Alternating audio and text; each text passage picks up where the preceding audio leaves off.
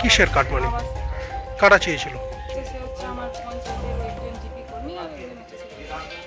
খবরের জের বাংলার আবাস যোজনার ঘরের দ্বিতীয় কিস্তির আগে কাটমানি চাওয়ার অভিযোগ সামনে আসতেই নড়েচড়ে বসল প্রশাসন। গতকাল এই ঘটনায় উপভোক্তা সোনিয়া মণ্ডল লিখিত অভিযোগ করে। ঘটনার সংবাদ মাধ্যমে প্রকাশ হওয়ার পরেই তদন্ত শুরু করে ব্লক প্রশাসন। অবশেষে মথুরাপুর গ্রাম পঞ্চায়েতের সেক্রেটারি সামিউল হক এবং পঞ্চায়েত কর্মী কৃষ্ণ মণ্ডলকে বদলি করা হলে জেলার অন্য পঞ্চায়েতে অন্যদিকে তাদের বিরুদ্ধে ঘটনার তদন্ত প্রক্রিয়া চালিয়ে যাবে প্রশাসন বলে জানা গেছে। উল্লেখ্য, গত বৃহস্পতিবার মথুরাপুর গ্রাম পঞ্চায়েতের এলাকার বিধবা মহিলা সোনিয়া মণ্ডল ব্লক প্রশাসনের কাছে অভিযোগ দায়ের করে।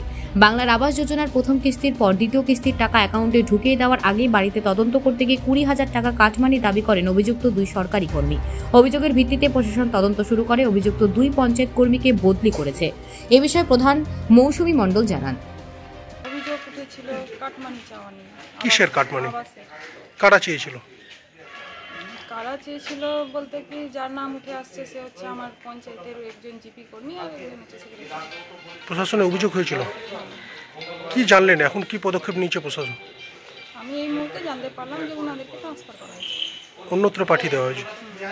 প্রশাসনের এই ধরনের পদক্ষেপ কিভাবে দেখছেন বিষয়টা? কোনটাই করলে শাস্তি পাবে এটাই হচ্ছে ব্যাপার। মানে এই ধরনের সরকারি কর্মী এই ধরনের একটা কাজ করেছিল, যেটা বিরুদ্ধে প্রশাসন ব্যবস্থা নিল, ঠিক করেছে প্রশাসন?